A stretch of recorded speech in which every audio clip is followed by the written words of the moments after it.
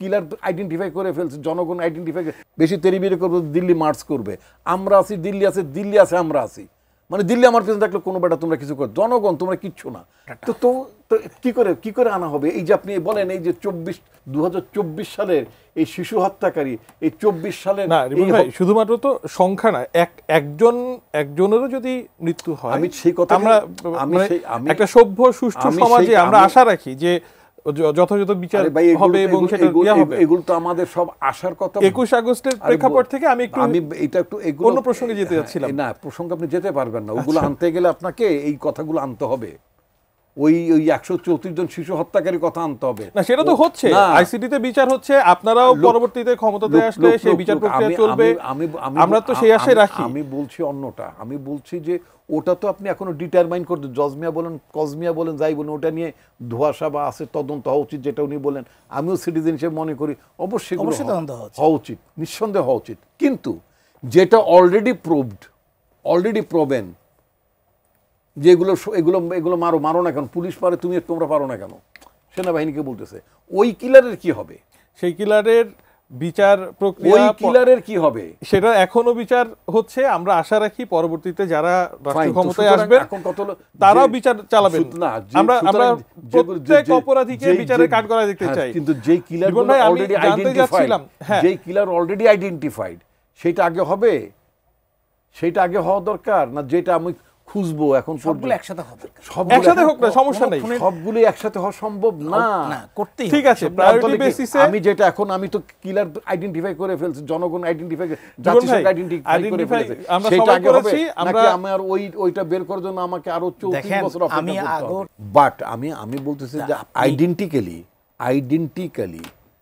Identically এই যে হত্যাকাণ্ডগুলো ঘটছে ক্ষমতাকে ধরে রাখার জন্য হয়েছে, লুটতন্ত্র চালিয়ে রাখার জন্য, বাংলাদেশে অবাধে লুটতন্ত্র চালিয়ে রাখার জন্য, বাংলাদেশে অবাধে বিনা ভোটে সরকার যাতে কন্টিনিউয়াসলি ক্ষমতা থাকতে পারে, আমি যাকে ইচ্ছা তাকে ভিসি বানাবো, যাকে ইচ্ছা তাকে বিচারপতি বানাবো, আমরা যেসব দিন দেখেছি অরাজক অবস্থা যেন আর দেখা না লাগে, সেজন্যই তো আসলে এত মানে আলোচনা, এত প্রচেষ্টা চালাচ্ছি।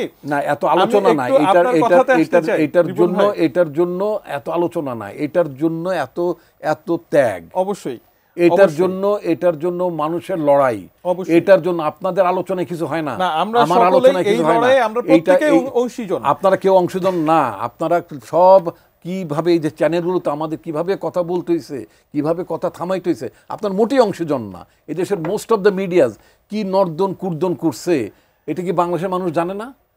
বাংলাদেশের বাস্তবতা মিডিয়া কিভাবে কাজ করেছে, কি করছে, আপনারা যেমন দেখছেন, আমরা কাজ করছি, আমরা নিজেরা বুঝতে পারছি। ডোন্ট ক্লেম অংশীজন, বলেন যে আমরা একটা সীমাবদ্ধতার মধ্যে ছিলাম, এটা তো আজকে পত্রিকা সম্পাদকরা স্বীকার করে, আপনারা স্বীকার করেন। আশা রাখি তারা বলতেন যে আমরা পারতাম না, পারি না, যে সকল সীমাবদ্ধতা আপনি দেখেছেন, অংশীজন বলেন কেন ভাই? নো ডোন্ট সে অংশীজন প্লিজ। গতকাল সেমিনারে আমি একটা কথা বলেছি, যেটা এটা বিএসএস শুধু কোট করেছে দেখলাম, আর বাদ বাকি খুব সস্তা পোস্ট মানে কার্ড বানিয়েছে।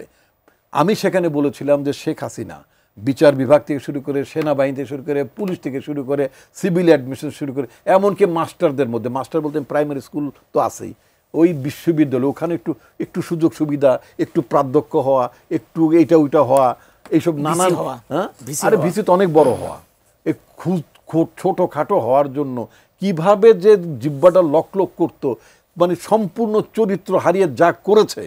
আরে আমরা তো মানে ফজলুল হালিম চৌধুরীর মতো ভিসি পেয়েছি। একটা ভয়ের সংস্কৃতি এমনভাবে শেখ হাসিনা সরকার ঢুকিয়ে দিতে সক্ষম হয়েছিল যে শেখ হাসিনা লাইফ লং থাকবে, শেখ হাসিনা বেঁচে থাকা পর্যন্ত কোনো চেঞ্জ নাই, এবং আমরা আছি তো দিল্লি আছে, তো ওবায়দুল কাদের পাবলিকলি বলছে, বুঝাই দিত খবরদার আমার পিছনে কিন্তু দিল্লি আছে মানে বুঝো তো, বেশি তেরিবিরি করবো দিল্লি মার্চ করবে, আমরা আছি দিল্লি আছে আমরা আছি, মানে দিল্লি আমার পিছনে থাকলে কোনো বেটা তোমরা কিছু করো, জনগণ তোমরা কিচ্ছু না। ইট ইজ দ্য পিপল হচ্ছে সার্বভৌম ক্ষমতার অধিকারী, তারা নামিয়ে দিয়েছে।